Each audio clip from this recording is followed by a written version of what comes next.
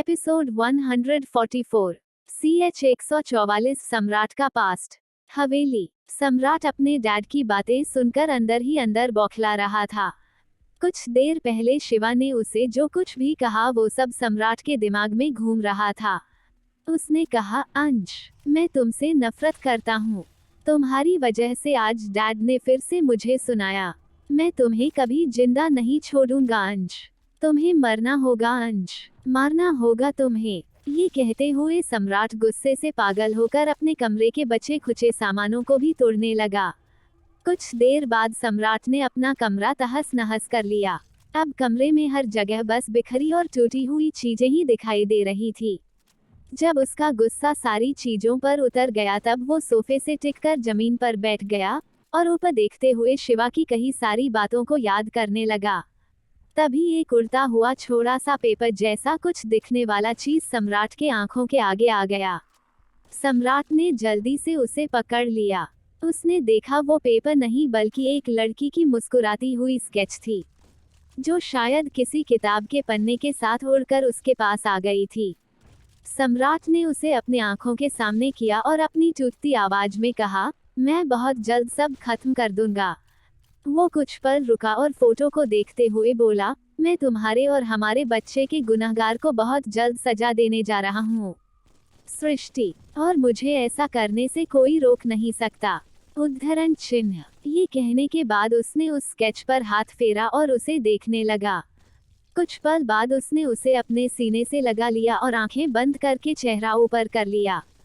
तभी उसे एक लड़की का मुस्कुराता हुआ प्यारा सा चेहरा उसकी आंखों के सामने दिखाई देने लगा। उसके कानों में उस लड़की के खिलखिलाने की आवाज गूंजने लगी। सम्राट, तुम हार गए। इस बार मुझे पकड़ कर दिखाओ।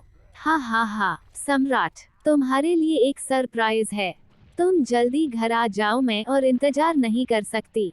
आई लव यू सम्राट, मैं इस दुनिया में सबसे ज्यादा प्यार तुमसे करती हूँ। I love you so much. इन सारी बातों को याद करते हुए सम्राट के होठों पर एक हल्की सी मुस्कान आ गई। उसके साथ बिताई कई यादों का दौर उसके आंखों के सामने आने लगे। लेकिन फिर अचानक से उस लड़की का चेहरा बदल गया। उसके आंखों के सामने सोना का गुस्से से भरा चेहरा था। वो गुस्से में भी कितनी खूबसूरत लग रही थी। तभी उसके कानों में सोना की आवाज आई, हम सोना अंश रायजादा हैं, तुम्हारे छोटे भाई की पत्नी। तुम हमारे बारे में इस तरह की घटिया बातें सोच भी कैसे सकते हो। और इसी के साथ ही सम्राट के होठों की स्माइल गायब हो गई। उसने झट अपनी आंखें खोली और खुद से कहा, ये क्या था? मैं बार बार उसके ख्यालों में खो क्यों जाता हूँ। ये सोचते हुए उसके चेहरा का एक्सप्रेशन डार्क हो गया। इधर अंश अपने सामने खड़े उन लोगों को घूर कर देख रहा था। वे सब कुछ गांव छोड़कर पास के ही लोकल गुंडे थे और उनके हाथों में मोटे मोटे डंडे थे। अंश ने सबको एक नजर देखा और कहा, तुम लोगों को कोई गलतफहमी हो रही है। मैं वो नहीं हूँ जो तुम लोग समझ रहे हो। ना मूव असाइड। उसकी बात सुनकर सामने खड़े उन लोगों के लीडर ने अपने पीछे खड़े लड़के से पान चबाते हुए कहा, पक्का पता है ना ये वही है? ये तो दिखने में भी पहलवान नहीं लग रहा है। उसके साथी ने उसे जवाब में कहा, हमें जो हुलिया बताया गया था उसके हिसाब से ये वही है। और भाई उसकी ये फटफटिया भी वही है। अंश उनके फुसफुसाने की आवाज सुन पा रहा था।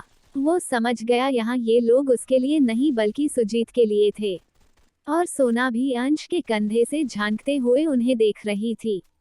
कुछ देर बात करने के बाद उनका लीडर अपने कपड़े ठीक करते हुए बोला, हाँ, जैसे तुम कहोगे और हम मान लेंगे।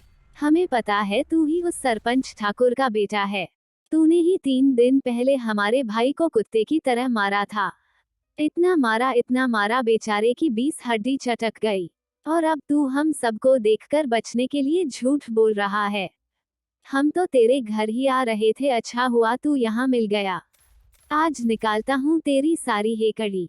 ये कहने के बाद वो लड़का अंश के तरफ बढ़ने लगा, लेकिन उसके दूसरे साथी ने उसे रोकते हुए धीरे से कहा, भाई, मुझे लगता है ये सरपंच का छोरा नहीं है। देखो तो इसकी लुगाई ठीक ठाक लग रही है। हमें बताया गया था वो पेट से है। ये सुनकर उनका लीडर उसे घूर के देखने लगा। उन्हें इस तरह आपस में बात करते देखकर अंश ने अपनी भारी आवाज में कहा, हो गया तुम लोगों का, अब हटो रास्ते से। वो लड़का साइड में थूकते हुए सामने आकर बोला, चले जाना मेरी जान। इतनी जल्दी भी क्या है, हम थोड़ा भाभी जी से मिल लें। ये कहते हुए वो सोना के पास आ गया और सोना उसे देखने लगी। वो लड़का सोना को ऊपर से नीचे तक देखते हुए अजीब तरह से बोला, भाभी जी, सुना है आप पेट से हैं पर आप तो कहीं से भी पेट से नहीं लग रही। अंश ने ये सुना और उसकी पकड़ हैंडल पर कस गई। अब तक वो उन्हें शांति से झेल रहा था, लेकिन अब वे लोग सोना के बारे में बकवास करने लगे थे। उस लड़के ने कहा, या कहीं ऐसा तो नहीं कि गांव में अफवाह फैला दिया है कि तू बाप बनने वाला है, तेरी मर्दानगी को छुपाने के लिए। उसकी बात सुनकर सब हंसने लगे, पर अब यहाँ अंश का गुस्सा बर्दाश्त से बाहर हो रहा था। उस लड़के ने हंसते हुए आगे कहा, वैसे हमें बता दिया होता, हम तेरी मदद कर देते तुझे बाप बनने में। सोना ने उसकी इतनी घटिया बात सुनी तो अपना मुंह दूसरे तरफ कर लिया और अंश के कुर्ते को कसकर पकड़ लिया। वो लड़का यहीं नहीं रुका, उसने कहा, तब नहीं तो अब सही, हम अभी एक काम कर देते हैं। और उसने सोना के तरफ अपना हाथ बढ़ाया, लेकिन वो सोना को छू पाता उससे पहले ही अंश ने उसका हाथ पकड़कर उसे इतनी जोर से मरोड़ा कि उसके हाथ की हड्डी टूटकर स्किन को चीरते हुए बाहर निकल गई। सोना ने कसकर अपनी आंखें बंद कर ली। उस लड़के को पहले तो कुछ समझ नहीं आया, लेकिन थोड़ी ही देर बाद उसके मुंह से जोर से चीख निकली, आए मेरा हाथ, छोड़ो मेरा हाथ, दर्द हो रहा है। ये सुनकर भी अंश ने उसका हाथ नहीं छोड़ा। ये देखकर उसके साथी उसके पास आ गए और उसे उठाने लगे। अंश ने दांत पीसते हुए सोना से कहा, नीचे उतरो। सोना ये सुनकर अंश को हैरानी से देखने लगी। उसे उन लड़कों के लिए डर लग रहा था। पता नहीं ये राक्षस उनके साथ क्या करने वाला था। सोना ने कहा, मिस्टर रायजादा, आप ठीक नहीं हैं। आपके हाथ में चोट, उद्धरण चिन्ह। वो कह जी रही थी कि अंश ने तेज आवाज में कहा, मैंने कहा नीचे उतरो। सोना घबराई नजरों से अंश को देखते हुए नीचे उतर गई। अंश उन लड़कों को गुस्से से घूरते हुए बुलेट को स्टैंड पर लगाकर उनके पास आने लगा।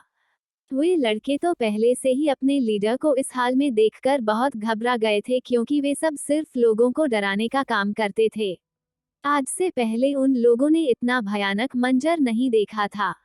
लेकिन अब अंश को उनके तरफ आते देख वो अपने लीडर को छोड़कर जल्दी से जीप में बैठकर निकल गए। उनका लीडर उन्हें जाते देख जोर से चिल्लाया, मुझे छोड़कर कहाँ जा रहे हो?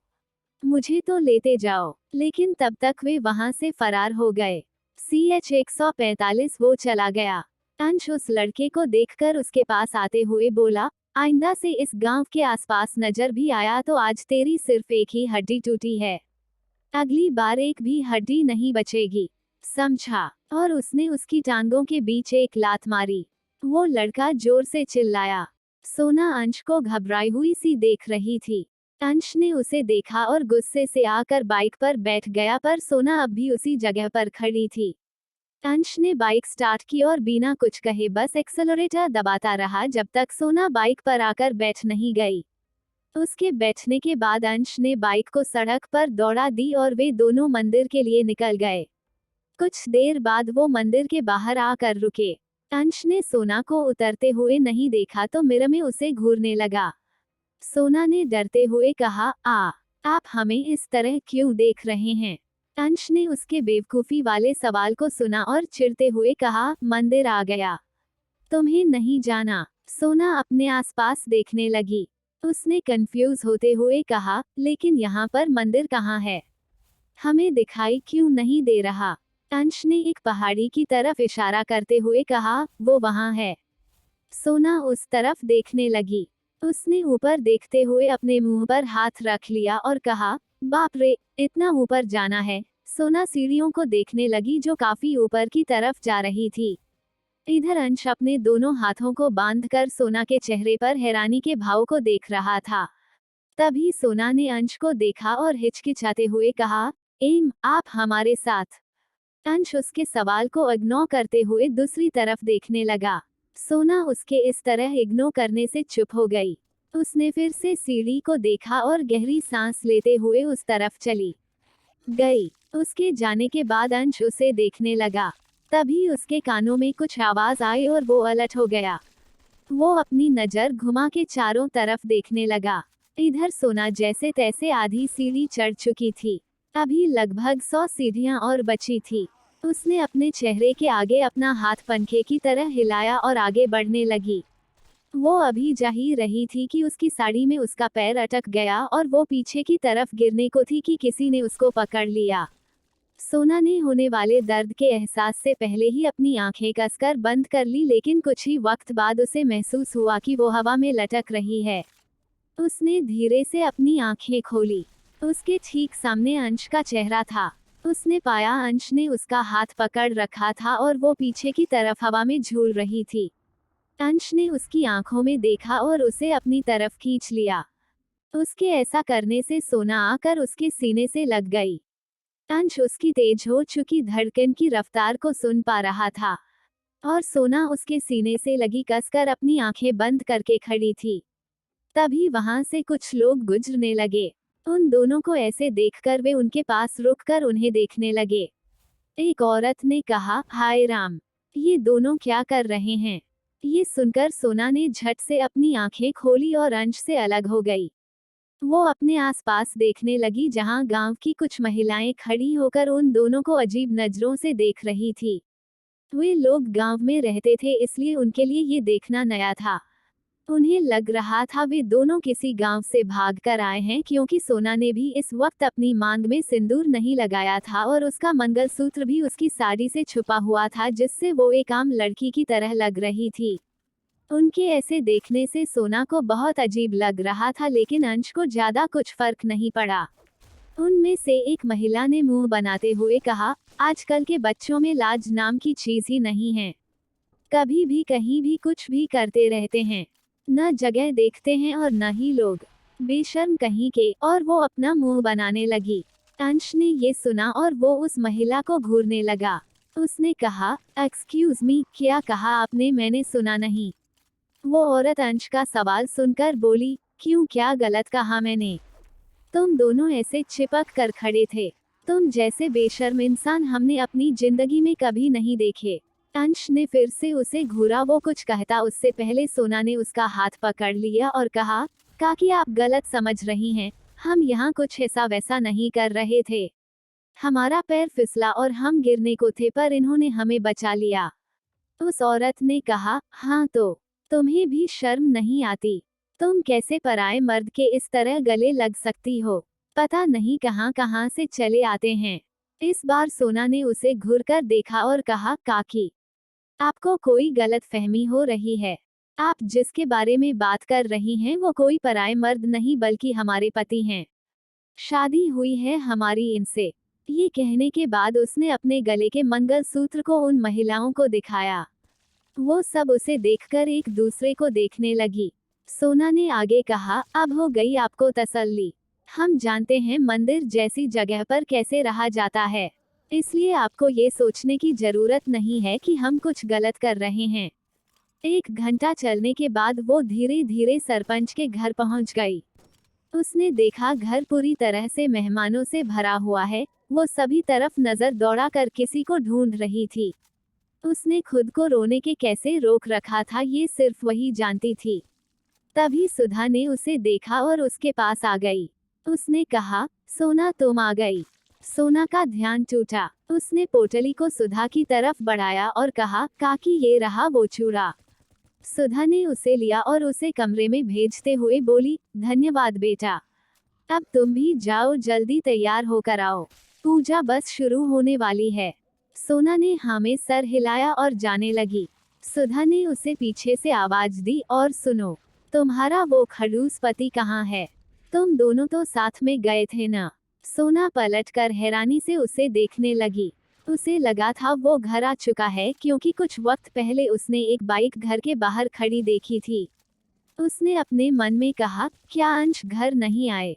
अगर नहीं, तो कहाँ चले गए वो? ये सोचते हुए उसने कसकर अपनी मुट्ठी बांध ली और कहा, वो आ जाएंगे। उन्हें कुछ काम था, इसलिए वो बाहर ही रुक गए हैं।